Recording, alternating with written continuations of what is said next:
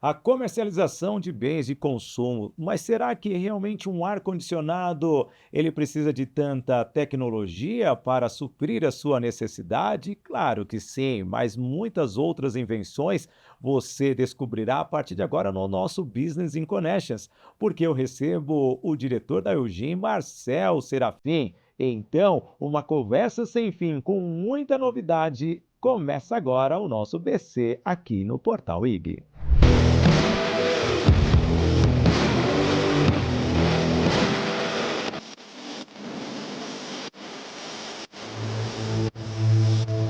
Alô, amigo, alô, amiga, seja bem-vindo ao nosso Business in Connections de hoje.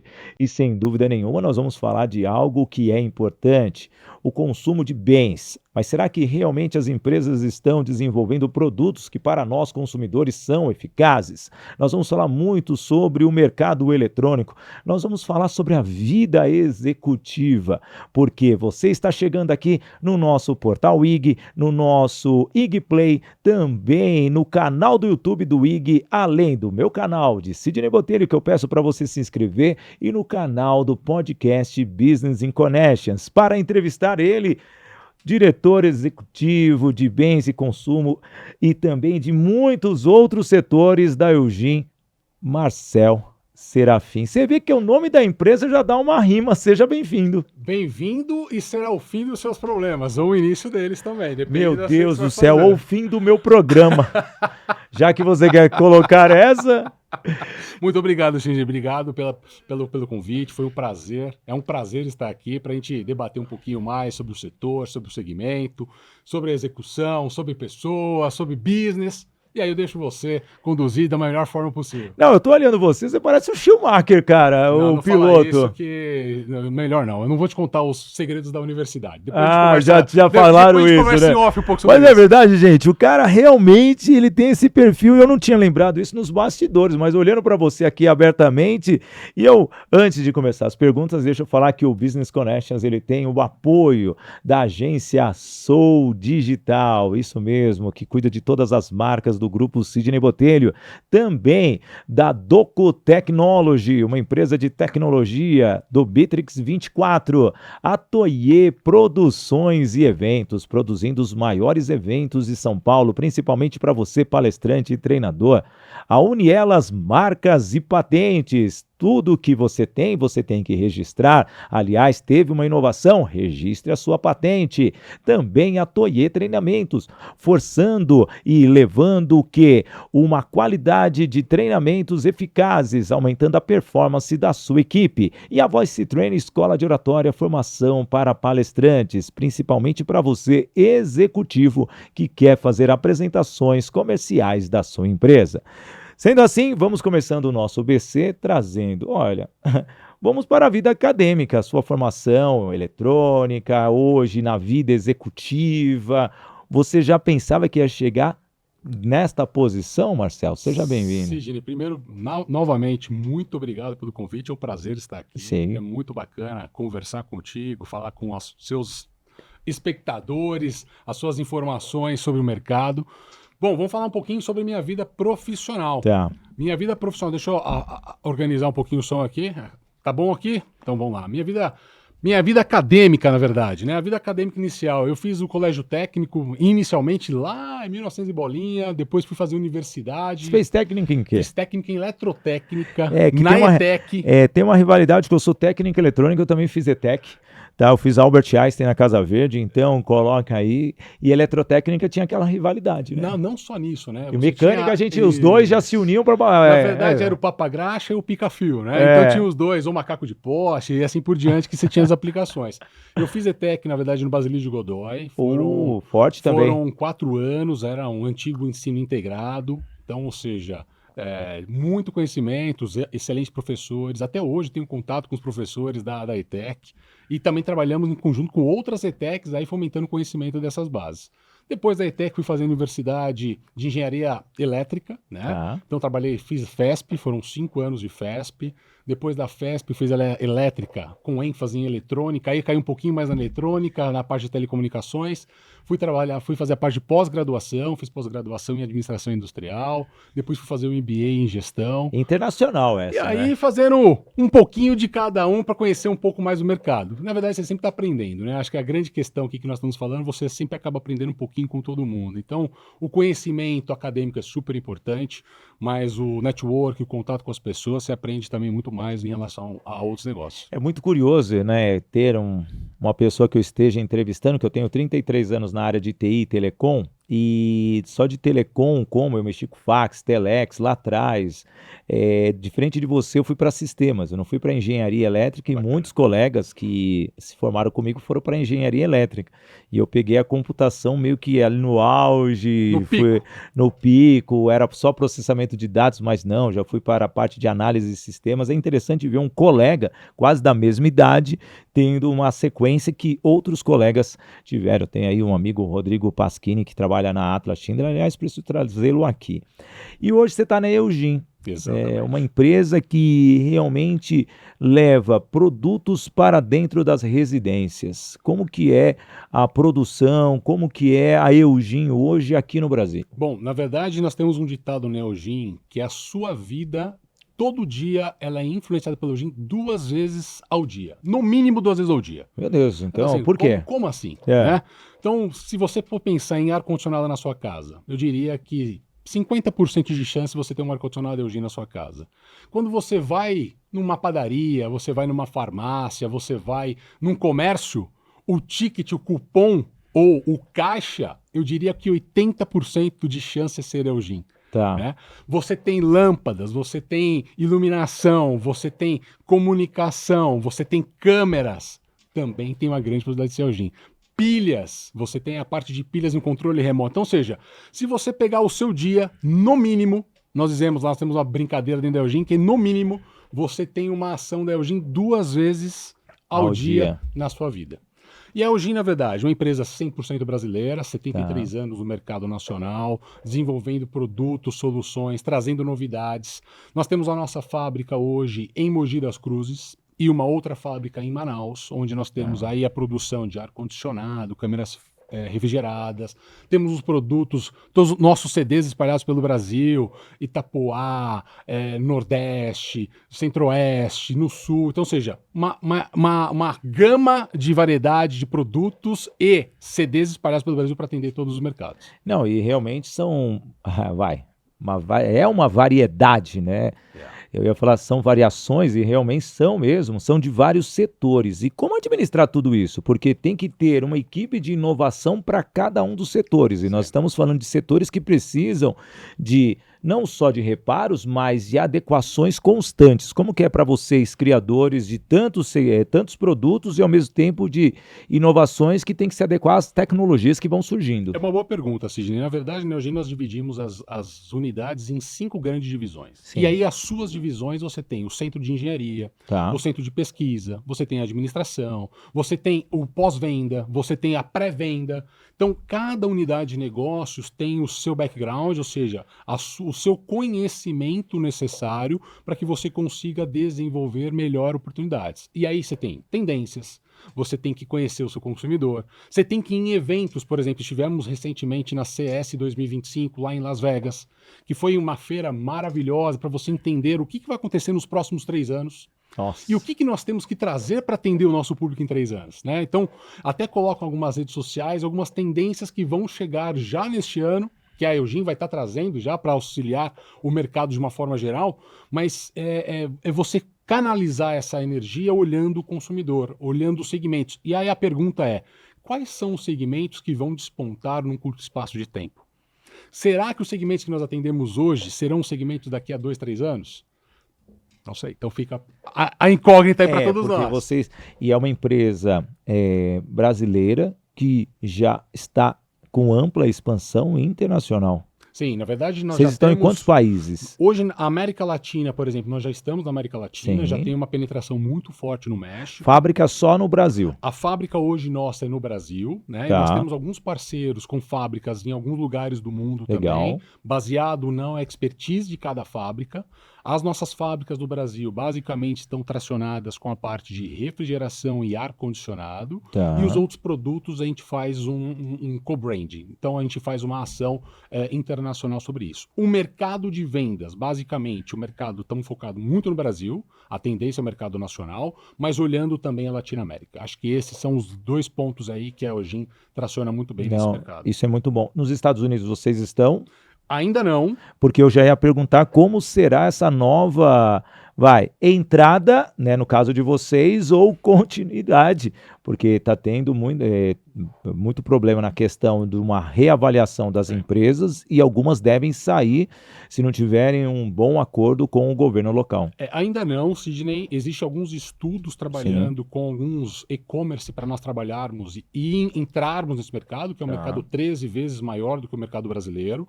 Mas existe uma grande tendência de a gente estar começando com alguns produtos que nós temos maior penetração e depois crescendo. E não só no mercado americano, mas em outros mercados também, o mercado europeu, né, o mercado asiático, o mercado africano. Então, existe tendência de análise que a gente está expandindo com uma tendência maior. Você traz um ponto, né? O e-commerce, vocês são produtos, vamos pegar o ar-condicionado, é algo que é um produto a ser vendido, porém precisa de um cuidado na instalação, que não é qualquer um que pode fazer uma instalação de um ar-condicionado que envolve a estrutura total, tanto do prédio quanto da onde você for. Como que vocês veem esta questão da venda direta do produto, que pode sim chegar e a pessoa contratar qualquer outra pessoa até que entenda do equipamento para fazer a instalação. Como vocês estão fazendo esse processo? O ar-condicionado, a divisão de ar-condicionado trabalha muito bem isso desde o início da captação do cliente para auxiliá-lo na divulgação e qual é o produto certo para ser instalado. Sim. Quando você faz essa análise antecipada com os clientes, você consegue minimizar os problemas posteriores. Então, se você consegue identificar que o cliente precisa de um ar-condicionado X e você especifica já para ele, depois você vai direcioná-lo para a rede de autorizados, assistência técnica, para auxiliá-lo na instalação. A instalação do ar-condicionado, pessoal, requer alguns cuidados, né? Porque, querendo ou não, você tem a questão do gás, refrigerante, você tem a parte elétrica, você tem a parte de infraestrutura, mas é algo que a Eugin trabalha muito bem o treinamento dos parceiros. Então, quando você entra no site da Eugin e você enxerga os parceiros técnicos que estão lá para serem instalados os ar-condicionados, tenha certeza que você vai ter um sucesso ali, porque eles foram treinados exaustivamente para aquela aplicação. E nós temos um aqui no estúdio que é realmente um modelo Eugin que vale muito a pena. E vejo, né, você com 20 anos, você tem 20 anos já de Eugin? Quanto tempo você tem lá? Eugin, na verdade, chegou a quanto 10 tempo? meses, eu estou super recente na Eugin. A minha bagagem, na verdade, eu vim de algumas outras grandes companhias também, como a ABB, Cosan, Mac Geral, Texis, né? Mas na Eugin eu cheguei no meio do ano passado. Tá.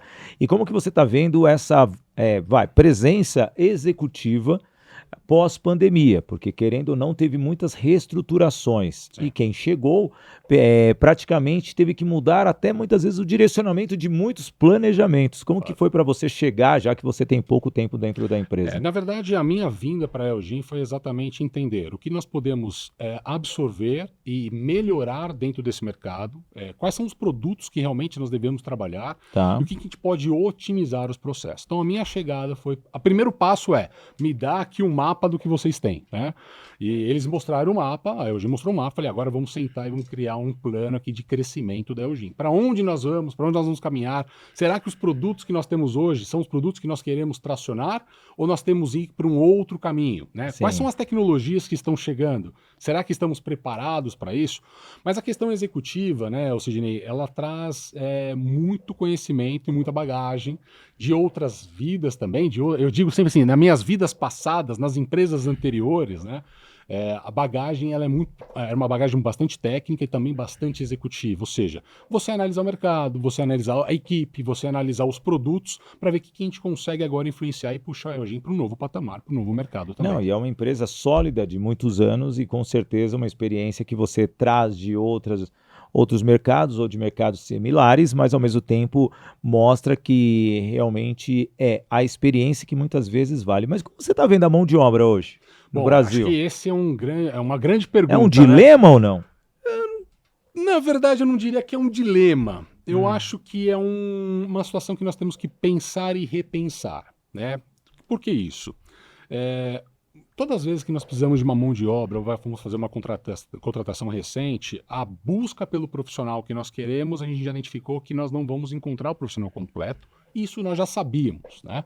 Mas o que eu tenho que fazer para tentar minimizar os gaps? Então, Tá. uma das ações que nós estamos criando hoje, Sidney, é trabalhar junto com as escolas técnicas. Tá bom. Então, como eu vou formar essa mão de obra junto com as escolas técnicas? Volta lá à nossa origem, né? Exatamente. Então, assim, eu sou um entusiasmo da escola técnica, né? Eu adoro as escolas técnicas, eu acho que a formação técnica ela é imprescindível para o crescimento do Brasil, para o crescimento das companhias, e nós estamos voltados muito a essa ação. Então, assim, o que eu preciso fazer para ajudar as escolas com palestra, com infraestrutura, com conhecimento, com eventos como um hackathon, né? Fizemos um hackathon recentemente com uma escola de marketing para ensinar os novos marqueteiros do mercado o que nós precisamos entender e identificar, né? As palestras técnicas, como nós vamos divulgar e mostrar as novas tendências de mercado para os eletricistas, para os eletrônicos, para os mecatrônicos, né? Sim. Então, as ações com as escolas técnicas, universidade, por exemplo, em Sorocaba, universidade em São Paulo, as grandes universidades de engenharia, como nós vamos auxiliá-los também para o desenvolvimento. Então, acho que assim, a mão de obra é um problema? Eu diria que ainda não, mas estamos com uma tendência de ter problemas. Mas aí, o que nós vamos fazer para antecipar essas necessidades? É exatamente esse desenvolvimento, esse conhecimento. Aí entra aquela guerra de gerações, né? Se nós formos ver lá na década de 90, quando iniciamos, o ensino médio ele era conectado ao técnico. Isso, exatamente. E, obviamente, a exigência para você passar, porque não tinha tantas opções também na educação. Aqui nós temos que trazer um ponto importante da vivência nossa e também o que o governo fez, indiferente de qual governo teve essa iniciativa. Não vou me lembrar, também não quero dar mérito para ninguém, mas eu vou usar como Brasil, Estado e também município, de fortalecer essa marca. Mas eu vejo que a educação não... Na minha visão, tá bom? Aqui é o Sidney falando, não o Marcelo e nenhuma outra pessoa. Está pecando porque não está conseguindo se conectar com empresas como a Eugene, como outras grandes multinacionais. Falando em empresas, deixa eu falar para você aqui rapidamente dos nossos apoiadores. Sempre lembro que o Business Connections, ele tem o apoio da agência Soul Digital, é a agência que cuida de todas as marcas do grupo Sidney Botelho. Também tem a Doco Technology, uma empresa que tem o Bitrix 24, um CRM fantástico para aumentar a sua produtividade, além da Toye Produções e Eventos. Você é palestrante, você é executivo, quer fomentar um congresso, a Toye produz a sua feira, o seu congresso como um todo. Também a Unielas Marcas e Patentes. Quantas marcas tem a Eugene, tá, gente? Imagine só se ela não registrar tudo. E a Unielas, uma empresa que só é de mulheres, registra a sua marca e cuida muito da sua patente. A Toye Treinamentos, levando os treinamentos para aumentar a performance da sua equipe através do método Agir para Vencer. E fecho com a Voice Training, treinando executivos para melhorarem na comunicação, facilitando com que o seu produto chegue até o cliente final. Seguindo aqui, você vê, né? Falta Eugene aqui, viu? Uai, por que não? Bora. Sidney, depende mais de você do que de mim. Então já tá assinado já. Não fala aí, seu celular vai bombar depois da gravação. Vamos entrar num mercado que para mim virou, cara, a paleta mexicana. Paleta mexicana. Você lembra, né? Todo mundo começou a montar a paleteria. Agora é o beach tênis, né? É o beach tênis, mas energia solar também. Energia solar. Uma pessoa tem uma empresa de energia solar, faz beach tênis e crossfit. Crossfit também. Modinha. Mas apesar que o beach tênis está sobrevivendo ainda um pouquinho mais. Tá mais, né? Mas eu prefiro tênis, tá? Eu também prefiro, eu sou jogador de tênis. Então vamos marcar também lá. Você está em Jundiaí, eu estou na freguesia do Ar, rapidinho para chegar. Já tá marcado. Mas tirando esse comentário, a energia solar se tornou algo mais presente no país. Total, fato. Mais presente, as pessoas estão trabalhando a energia sustentável e eu acredito que vocês como fornecedores, como que está esse mercado para vocês? O mercado, a divisão de energia solar da Eugin é uma energia, de novo, ela vem crescendo nos últimos 4 ou 5 anos, como você falou, né? A energia solar, ela teve um barateamento dos custos dela, das placas, dos inversores, então, ou seja, começou a popularizar ainda mais a energia solar. Mas a tendência ainda é de crescimento. Acho que nos próximos anos você vai ter um crescimento não tão vertiginoso quanto nos últimos 3, 4 anos, mas você começa a ter a pergunta seguinte: quais são as novas tecnologias que vão chegar na energia solar? Né? Então, tem o Glauco, que é o diretor de energia solar hoje da Eugin, a gente conversa bastante sobre isso, fala assim: Glauco, qual é a nova tendência que você está vendo na energia solar? Porque só a produção hoje, bacana, né? Então você tem por exemplo, vários vídeos dizendo assim: eu só posso produzir energia solar na parte da noite. Não sei se já percebeu esses vídeos, recebeu? Não. Dizendo que a energia solar começou a saturar um sistema elétrico. Então você só pode produzir energia solar à noite. O pessoal também, calma assim, pessoal, como eu vou produzir energia solar à noite? Não tem como, né? As concessionárias de energia começaram a reduzir as aprovações de sistemas de energia solar de uma forma geral nas residências. Porque não digo todo mundo, mas grande parte hoje das casas já faz a sua produção de energia. Sim, e pode comercializar também, né? Exatamente. E a pergunta é o seguinte: como que está o sistema, de uma forma geral, da concessionária? Ela suporta toda essa demanda de energia gerada? Então, por exemplo, o maior consumo de energia nós sabemos que são os horários de pico e de ponta, principalmente na residência, que está ali das 5 da tarde até as 8 da noite. Sim. Esse período é período de consumo. Mas e quando o pessoal não está em casa, está no trabalho, por exemplo? Está todo mundo gerando. Então, existe agora uma preocupação, né, não só dos fabricantes, mas também das concessionárias de energia, de como trabalhar com esta energia. Quais são as novas tendências desse mercado? O que sobra, né? Não o que sobra, o que você produz. Então, por exemplo, lembra da história de estocar vento ou estocar?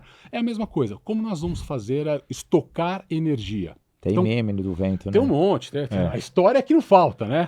Mas a Isso pergunta é como nós vamos trabalhar com essa energia produzida nas residências hoje para os sistemas elétricos. Então, como eu vou armazenar isso? Existe tendência, não existe tendência?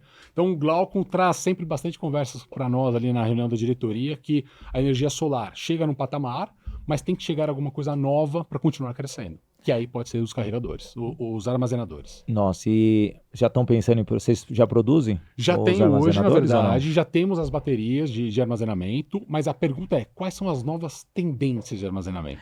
Cara, me veio uma ideia aqui, mas é só uma ideia, de repente, nós vemos muito os geradores de energia. Sim. Você está falando de a diesel? A diesel. Okay. Talvez criar equipamentos que supram isso daí para essa comercialização, porque... quantos eventos? A Toyei Produções e Eventos, que é a nossa patrocinadora aqui, sempre está orientando o cliente a ter um gerador de energia, porque pode acontecer uma queda na região e com isso dá para reaproveitar essa energia com containers, com algo que seja realmente uma forma de armazenar sem equipamentos. Sem sombra de dúvida. Hoje você já tem bancos de baterias que você pode fazer esse trabalho. Sim. Tudo depende da potência que você necessita. Então, por exemplo, uma residência. Para sua casa, você pode ter já um banco de baterias junto com o seu inversor solar. Antigamente eram aquelas baterias que ficavam... De caminhão. Não, esquece. Eu fiquei muito tempo na Telefônica e prédios onde tinha as centrais de baterias. Praticamente quem trabalhava naqueles prédios ganhava, obviamente, algo a mais por causa do perigo que poderia gerar... Hoje, na verdade... Com a energia solar, eu acho que isso não teria tanto problema. Você, na verdade, ainda existe as tecnologias com esse tipo de baterias, tá? Sim. Você usa tipo baterias estacionárias para fazer o armazenamento dessa energia solar, mas você também já tem novas tecnologias de bateria, de lítio-fosfato, você já tem até a bateria de sal agora, que está sendo testada, muito mais compacta, com um ciclo de vida muito maior. Vai chegar em breve aqui no Brasil. Com sal? Bateria de sal. Como que funciona isso? É o mesmo processo. Uma bateria assim, o processo de armazenamento e de descarregamento dela é a mesma coisa, não altera nenhuma. Só que o princípio dela de armazenar é diferente. Tá. Então você não tem mais o lítio ali, que o lítio é por exemplo, o nosso celular. Se você pegar um preguinho e dar um furinho na bateria, esquece. O seu celular vai derreter, Já era, inclusive a sim. sua casa também, né? Porque para você apagar um problema com um vazamento do lítio, do carregador, ou de qualquer bateria com lítio, é um transtorno. Você tem todo um procedimento. O de sal não. O de sal você não tem essa particularidade. Você tem outras tecnologias de bateria vindo também, umas com mistura com nióbio, outras mistura de fosfato. Então, tem muita coisa nova chegando. Inclusive, em Las Vegas, eles mostraram bastante sobre isso. Eu estive lá em janeiro. E em breve no Brasil chega também. A Elgin vai conseguir, vai traduzir isso também. Tem matéria-prima no Brasil para isso? Tem matéria-prima no Brasil. Inclusive, o Brasil tem matéria-prima de lítio, né? O Brasil é um dos Sim. grandes produtores de lítio também. Não só de lítio, mas de É nióbio e de exportador outros o metais. Brasil. Exportador. Não é à toa que nos últimos anos o preço do lítio deu um salto considerável em relação a isso. Mas o sal, pessoal, o sal você tem em qualquer lugar. Então imagine, por exemplo, quais são os grandes países produtores de sal. Você pega lá o Peru nos Andes, Sim. né? Você pega o Chile. Então você tem outros países, grandes produtores de sal, que também vão se beneficiar. Claro, não é o sal tradicional, Sim. é um outro tipo de sal, mas é uma outra propriedade. Nossa, mas você traz algo que é importante, porque se nós somos lá para o nosso início da nossa carreira, a, a matéria-prima era totalmente diferente do que é hoje. Era o chumbo. Você É, for o na chumbo bateria, era o chumbo. totalmente, Ainda é o chumbo, né? Hoje o chumbo ainda é muito forte nas baterias, principalmente Sim. automotivas, né? Que também já está chegando coisas novas em automotiva. Pessoal, tecnologia é algo fantástico, né? Você começa a entrar nesse mercado, você fica fascinado. Nossa, deixa eu falar aqui da Voice Train, que olha, eu falei, o podcast, quem olha assim, muito técnico, né?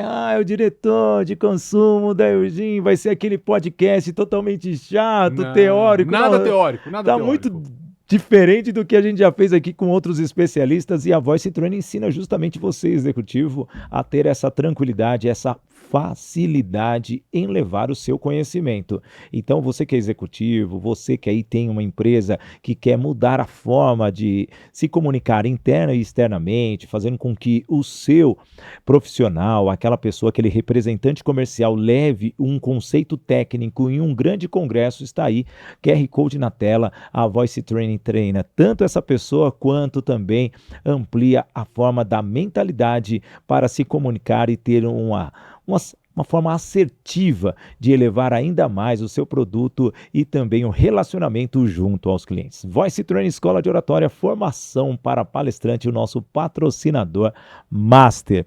Olha quanta coisa. Ainda na energia solar, que eu acho que é algo amplo, né? Quais são as regiões hoje no Brasil que mais armazenam energia e as que mais consumem o produto? Incidência solar. Existe um estudo, na verdade, existe até um instituto muito forte no Brasil que você faz o mapeamento de incidência solar. Nós sabemos que a incidência solar no Nordeste é muito forte. Sim. O norte de Minas Gerais também tem um grande potencial, mas o Brasil, Sidney, como um todo, ele tem um potencial energético fantástico. A pior região do Brasil de incidência solar é a melhor parte de qualquer país na Europa. Então, se você pega a pior região do Brasil de Qual é a incidência, pior? a região sul. A região Tá. sul ela tem uma incidência solar menor, né? Por causa da posição geográfica que temos ali. Porto Alegre, Chapecó, tem uma incidência solar um pouco menor. Mas mesmo tendo uma incidência luminosa pequena nessa região, ela é muito melhor do que nós temos na Europa. Sim. E quando nós pegamos alguns estudos, por exemplo, de energia solar, a região, por exemplo, na Alemanha, que acho que 60%, 70% das casas, eu não me lembro agora o número exato, 60% ou 70% das casas alemãs têm energia solar. E a incidência solar na Alemanha é muito pior do que a nossa pior energia solar. Nossa. Então, ou seja, o potencial que nós temos no Brasil ainda de desenvolver a energia solar, ela é gigante. Tem um mercado ainda a ser explorado muito grande. Só tem um detalhe, nós produzimos a energia solar durante o dia. Mesma coisa com a energia eólica. A energia eólica, se você não tiver o vento, você não produz. A pergunta é, onde eu vou estocar essa energia? Estou dando uma dica já para vocês aqui. Prestem atenção no que nós vamos falar sobre energia. Nós estamos produzindo, mas onde nós estamos armazenando? Então, existe já algumas concessionárias de energia trabalhando para fazer o seguinte, eu vou trazer a energia mais barata num certo horário e no momento de energia mais cara, eu pego essa energia das baterias e jogo para a rede, ou seja, ela também começa a fazer dinheiro com a venda dessa energia. Eu sei que não é da sua responsabilidade, mas nós estamos falando de armazenamento de energia. Fato. E em alguns países, tivemos no Chile apagões, tivemos aqui em São Paulo uma negligência da empresa num período, 2, 3 meses atrás, que realmente houve aquele boom, até mesmo a questão de caçar a concessão em relação à empresa que gerencia em São Paulo a energia elétrica. Como que você vê, com tanto armazenamento que a gente está falando, não está sabendo nem onde distribuir, e ainda com apagões, você como especialista da área, por que isso ocorre e como utilizar para que todo esse recurso que está chegando, para não ocorrer apagões como esse? Sidney, na verdade, os apagões de São Paulo eles tiveram ele é diferente da falta de energia. Na Tá, verdade, aí foi uma questão de consequência de infraestrutura, muito de bom. distribuição de energia, do que a própria falta de energia, né? Hoje nós sabemos que os sistemas aéreos, o sistema de distribuição aérea em São Paulo é o grande caudador. Você tem árvores, né? Então, você tem uma chuva, cai a árvore no cabo, você tem um rompimento. E aí tem a questão dos sistemas subterrâneos de distribuição de energia. Sim, Então, por exemplo, aqui perto do podcast, nós temos a Oscar Freire. Oscar Freire, se você pensar, toda a distribuição de energia é subterrânea. sim. Qual é a possibilidade de falta de energia ali? Muito baixa. Por quê? Porque você não tem nenhuma interferência externa para essa situação. Mas São Paulo, né, essa megalópole aqui, ela teria, eu diria que ela tem mais de 90% de distribuição de energia elétrica via aérea. Via Então, a possibilidade de um acidente num poste, a possibilidade da queda de uma árvore, é onde você tem os grandes causadores de falta de energia. Não, e só não tem problema com a parte de energia, tem a de telecom também. Exatamente, mesma Eu fiquei muito situação. tempo na Telefônica, mas passei pela a multicanal que foi adquirida pela NET e lembro naquela época, na década de 90, toda essa distribuição sendo embutida. Exato. É um trabalho de anos. Você Leva vai para a tempo. Europa, vai para Nova York, você vê tudo embutido, mas é um trabalho minucioso e tem que ter um apoio público-privado para que tudo seja feito. O custo é maior, fato. Sim, Só que quais totalmente. são os benefícios que você tem Mas dessa beneficiaram algumas regiões de São Paulo e outras não. Isso, aí tem que ver o seguinte, como o poder público vai fazer para ampliar essa situação? Como você pode fazer para minimizar esses riscos? E otimiza até aquela questão de roubos de cabos. Sem sombra de dúvida. Porque nós temos muito. Tudo bem que eu já vi roubo de cabos. Deixa eu colocar aqui para você. Eu tava circulando em São Paulo, e o rapaz com a britadeira. Nossa. Aí eu pensei, tá lá com o carro isolado. Não, o roubo foi isolado. Meu Com Deus. cone, com carro, com tudo. E ao mesmo tempo, dia seguinte, tava toda a região sem Sem energia luz. que eu vi no telejornal. Olha, a região tal, roubaram os cabos, abriram o buraco. Ele só não. A única obra que ele não fez foi fechar o buraco. Mas deixou lá aberto. Deixou o buraco aberto, sinalizou que ele roubou. Mas foi eu passei pela região, falei, eu não passei ali, eu vi um carro, porque eu gosto de ver esses colegas de telecom com escadinha, porque me lembro do passado, sabe? Remete Um um saudosismo, saudosismo. sabe? E depois obviamente, como você vai galgando na profissão, já viro mais um planejador, um estrategista, você já cria estratégias para que facilite a mão de obra, mas estava tão bonitinho o isolamento e no dia seguinte eu bem só feito. percebi que aquilo era um roubo quando eu vi na televisão o buraco. Fora, na verdade, o roubo das subestações, né? Tem vários vídeos tem onde vários. tem um cidadão que ele vai com um alicate de baixa tensão cortar um cabo de média ou de alta tensão, ou E seja, pá! ele evapora. É. Ele evapora, literalmente Já ele era. evapora. Nossa, eu lembrei uma história também que a gente aprontava nas escolas técnicas, mas deixa pra lá. Isso é melhor não contar essa história. Hoje você é um executivo. Eu gosto de fazer essa pergunta para vocês, executivos, principalmente na construção da carreira. Obviamente, o seu currículo, as suas graduações te permitiram galgar. Mas como que é esse processo? É longo ou não? Até para aquele jovem que hoje, na nossa época, era estagiário. Hoje eu sou trainee, é diferente. Até o nome muda, né? Que coisa, né? Que era Coloca umas palavras em inglês aí. né? Mas era similar, mas ao mesmo tempo o trainee dá mais peso. E muitas empresas incentivam o executivo e formam esse executivo. Claro, fala. Mas nós somos de uma geração que o executivo era formado pelos seus resultados. Como que você vê esses dois formatos hoje? Acho que, Sidney, todos os profissionais, eles vão ser formados, eu diria que eles são laminados na pressão, no fogo, no desenvolvimento, no Sim. conhecimento. Isso vai sempre acontecer. Eu acho que existe uma diferença do que era no passado, porque agora a metodologia, né? Quando nós estávamos lá no início da carreira, e eu não me lembro, eu não me recordo disso, até falei recentemente com um colega, falei, eu não me recordo do RH, né, ou do DHO, dependendo como a empresa é chamada, que existisse Era DP na nossa era um época, DP. Departamento Pessoal. Eu trabalhei com RH, vai, vou falar do RH para não indicar muito a idade, vai. Você é muito moderno, Vou viu? colocar um RH. Eu não lembro do RH trazer para nós, por exemplo, um ciclo de conhecimento, um ciclo de treinamento. Era assim, olha, Um plano de carreira. é que o plano de carreira ele é muito mais amplo. Sim. Né? Eu diria que um ciclo de treinamento lá atrás. Assim, olha, você está na função aqui, hoje você vai aprender sobre o SAP, ou você vai aprender sobre uma metodologia. Não, vai tocando aí, vai aprendendo, vai fazendo o que você foi aprendendo fazendo. Hoje, acho que tem uma grande diferença. Hoje você já precisa ter algo mais estruturado. Você precisa Sim. mostrar para os novos entrantes, as novas gerações, olha, você vai começar aqui, daqui a um tempo você vai fazer isso, daqui a um tempo você vai fazer aquilo, porque senão ele também se desmotiva. As novas gerações têm coisas muito positivas, né?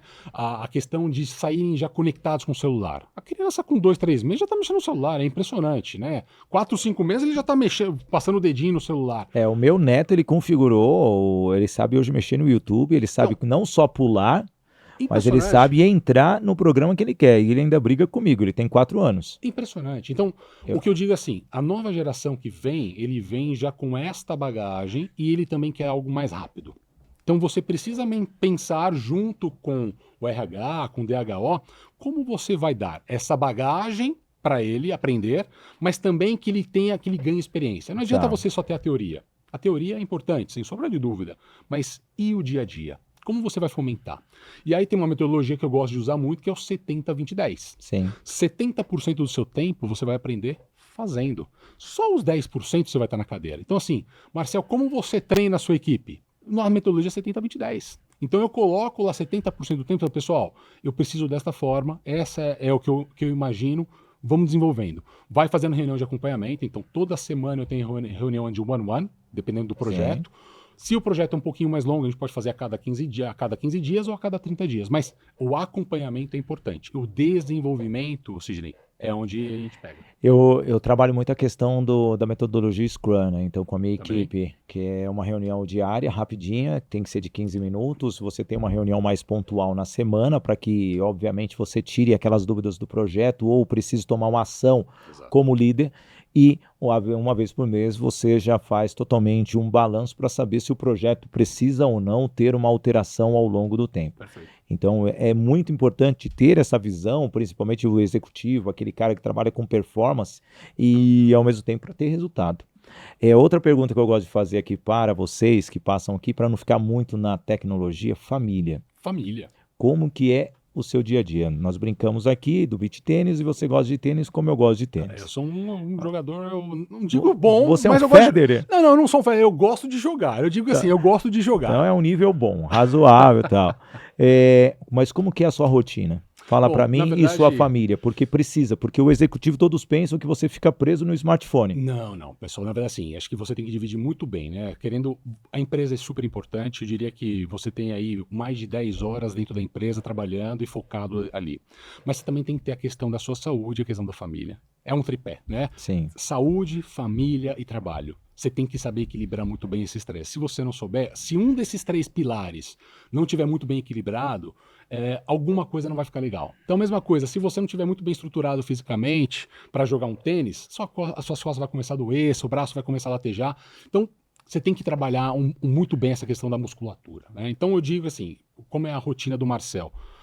Segunda a sexta eu tenho alguns dias onde eu tenho a minha questão da fisioterapia, eu tenho o meu tênis, eu tenho o meu funcional, eu tenho na minha musculação, né? Eu tenho a questão do dia de ler um bom livro, né? De ou em casa sair para jantar com a esposa também, divertir, sair um pouco do estresse, né? Pegar uma estrada, por exemplo, eu moro em Jundiaí, então... você tem que pegar a estrada, mas é legal para ir para Vinhedo, Valinhos, Campinas, exato, e tomar um café lá no Serra Azul com a esposa, volta. Mas o momento para ter tomar um vinho, da empresa é esse trajeto da empresa para minha casa quando eu pego a estrada. Eu Cê- gosto de dirigir. Você vem de carro ou moto? Eu venho, dependendo do dia, eu venho ou de moto ou de Porque eu carro. percebo que você tem moto pelo seu jeito e é o meu jeito também. Eu ando assim, eu diria que 70% do meu tempo eu venho de moto para São Paulo, Tá. né? Mas quando tem chuva ou o tempo está mais nublado, eu venho de carro. Mas é o momento de eu me desligar. Por quê? Eu estou ali focado na questão da moto, do carro. Mesma coisa no tênis. Você vai jogar tênis. Se você tiver com a cabeça na empresa, você não acerta uma bola. Você conhece, você joga tênis, você sabe muito bem disso, né? Então, assim, é o momento de você desligar. Então, o que eu digo assim, pessoal, a questão da vida do executivo tem a questão da empresa? Tem, a pressão existe, o resultado existe, a equipe. Eu tenho 77 pessoas debaixo de mim, pedindo feedback, pedindo informação. Eu tenho mais 300 representantes comerciais espalhados pelo Brasil. Eu tenho os parceiros, eu tenho os pares, eu tenho o meu chefe, eu tenho o conselho. Então você tem que saber dosar um pouco essa situação. E aí você faz essa troca entre o esporte, a família, e o trabalho. Acho que isso é importante. Não, eu trouxe tudo isso daí porque para vocês terem uma visão de que não adianta só ficar ali, resultado, resultado, resultado, resultado. Você vai ter o resultado se você tiver uma distribuição do quê? De toda a sua energia. E quando eu falo energia, é conhecimento, habilidade, prática, envolve tudo. Relacionamento, e é justamente algo que eu sempre defendo até nos meus treinamentos e nas minhas palestras. Você falou de feedback. Hoje, como dar um feedback para um liderado? Como dar um feedback para um fornecedor? E você tem vários, em várias regiões. E você tem Várias línguas também. em várias línguas. E como é dar um feedback para um conselho? Olha, 3 perguntas em uma só, mas todas focadas ao feedback e interpretações diferentes. Sidney, na verdade, eu gosto de trabalhar de uma única forma, né? Eu não sou a pessoa que anota num caderninho para dar o feedback daqui a 6 meses, né? O meu feedback é na hora. Eu gosto do seguinte, aconteceu a situação, eu chego e falo, olha, aconteceu essa situação, me conte um pouco mais como nós podemos resolver. Me explique um pouco mais, o que você enxerga disso? Olha, tivemos essa consequência. O que você enxerga disso aqui? Faz sentido para você? Não faz sentido? Então, ou seja, você faz a pessoa entender. Porque se você dá a resposta, vai gerar uma dependência diretamente de você. Eu sempre digo, pessoal, muitas vezes eu gasto muito mais tempo fazendo perguntas à minha equipe, num feedback, numa situação, do que dando a resposta. Podia dar a resposta? Podia. Respondi em 3, 4 minutos, resolvi o problema, mas vai acontecer de novo. Sim. Vai acontecer de novo. Então, com a equipe, eu gosto de resolver na hora, tanto o positivo quanto o a desenvolver. Não existe feedback negativo. Eu digo sempre que um feedback é a desenvolver. Então, eu acho que isso tem que ser rápido. Quando eu falo com fornecedores é ainda mais rápido. Aconteceu o problema, resolve. Chama o cara e fala, ó, tô com um problema aqui, isso aconteceu, como nós vamos resolver? Ou o que você vai fazer para resolver? Qual é o problema? Qual é a situação que você vai resolver para nós matarmos isso? Eu não posso ter outro problema desse. Tá? E para o conselho você vai dar indicações, dizendo, olha, cheguei agora, temos essa situação. O que nós podemos fazer para resolver esse problema juntos? O que nós podemos trabalhar em conjunto? Eu tenho essa linha de diretriz. Faz sentido para vocês? É o que a empresa está esperando? Conselho, para onde nós vamos? Eu tenho esses caminhos, esses cenários. Quais são os cenários que vocês querem adicionar? Vocês querem outros cenários? Então, o feedback com o conselho ele é muito mais como uma relação de consultoria, dizendo, eu tenho esses caminhos, aconteceu isso, como nós vamos? Agora, com o fornecedor e com o funcionário é um pouco mais, vamos desenvolvê-los, né? O que a gente vai fazer para trabalhar com cada um deles? Não, fantástico. E, aliás, você realmente trouxe, assim, uma abordagem que muitos querem ouvir. E a sua eloquência na resposta, realmente demonstra o seu preparo. Você nunca pensou em empreender, não? Nunca pensei em empreender. Nunca pensei. Nunca? Nunca pensei. Porque é curioso, porque a sua pegada é de empreendedor, realmente, e é essa visão, amigos, deixa eu falar aqui para o amigo de casa, é essa visão que muitas vezes as empresas esperam de você. Você pode ter um conhecimento, você pode ter uma habilidade, você pode ser muito prático. Porém, pensar com a cabeça de empreendedor é o que muitas empresas desejam, o GIN quer, outras companhias também querem. Deixa eu falar rapidamente aqui Já estamos caminhando para o final, praticamente, está voando. Deixa eu falar aqui dos nossos apoiadores. Lembro sempre que o Business Connections ele é um apoio da agência Sou Digital, também da Doco Technology, uma empresa que desenvolve sistemas personalizados para você. Também a Toye Produções e Eventos, produzindo os maiores eventos e feiras de São Paulo. Temos a Unielas Marcas e Patentes, que registra as marcas. Todas as marcas do grupo Sidney Botelho são gerenciadas pela Unielas Marcas e Patentes. A Toye Treinamentos, levando os treinamentos para você em company e também em todo o mercado e eventos corporativos para aumentar a performance das pessoas. E também a Voice Training, escola de oratória, formação de palestrantes, que é a escola que realmente chegou para fomentar uma comunicação que faz com que a essência do profissional permaneça sempre em evidência. Bem, Marcel, vejo que vocês trabalham com eletrodomésticos e, ao mesmo tempo, percebo que hoje, além do e-commerce, as empresas, essa multiplicação é muito mais rápida por causa da chegada do produto em casa. Mas a pergunta é, como você vê as grandes magazines sendo excluídas? Porque nós somos lá atrás, da época do MAP mesmo, a Casas Bahia também está se extinguindo, Ponto Frio. Como você vê essas empresas? Porque, querendo ou não, é o ponto de contato do seu produto com o cliente.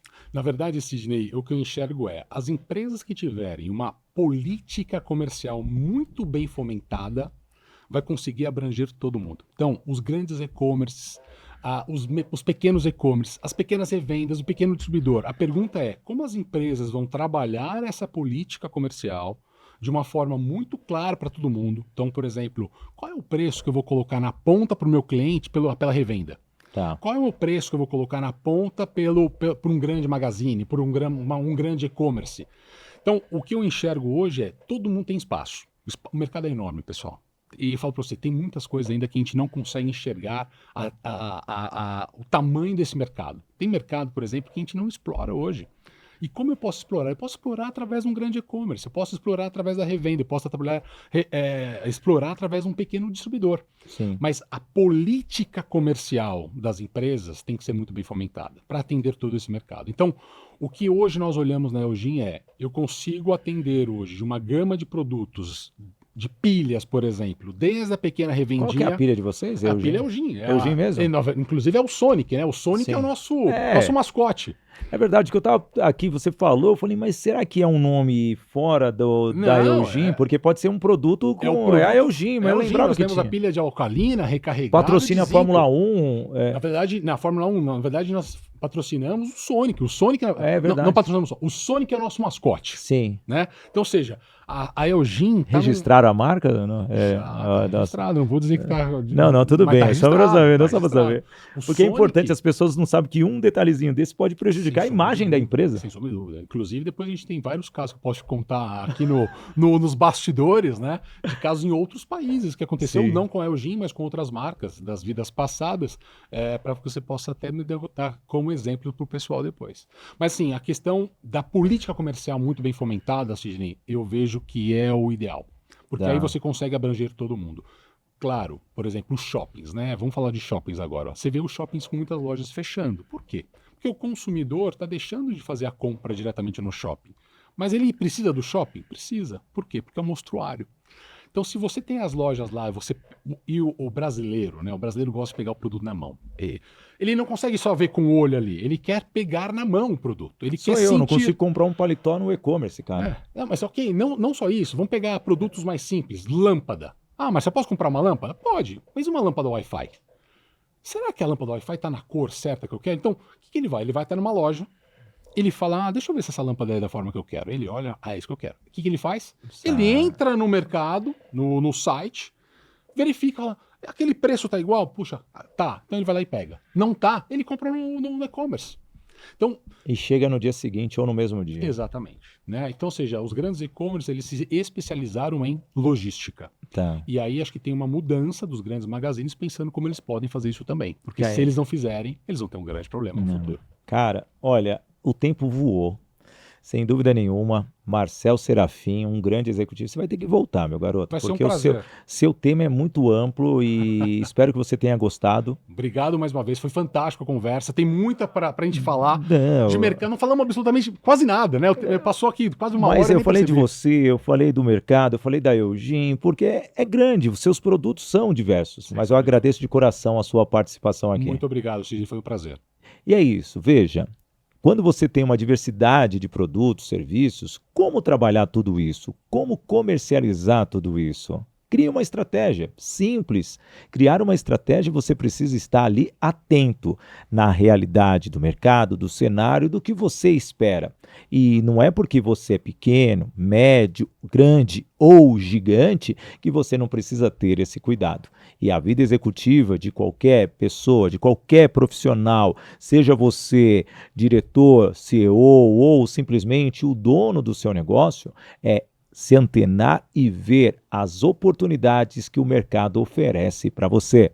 E, justamente, no Business Connections de hoje, nós tivemos um grande papo com o diretor da Eugene, de Bens e Consumo, ele, Marcel Serafim. Eu, Sidney Botelho, agradeço a sua presença aqui no nosso podcast Business Connections. Peço para você se inscrever no canal Sidney Botelho para que você tenha também os cortes e essa conexão com todos. E realmente é para você, também no portal IG, no IG Play e também no canal do IG, que estamos elevando ainda mais o mundo executivo e corporativo. E como eu gosto sempre de dizer, e encerrar o programa, viva o momento com coragem e coração. Até o próximo episódio, que é logo aí para você. Um abraço!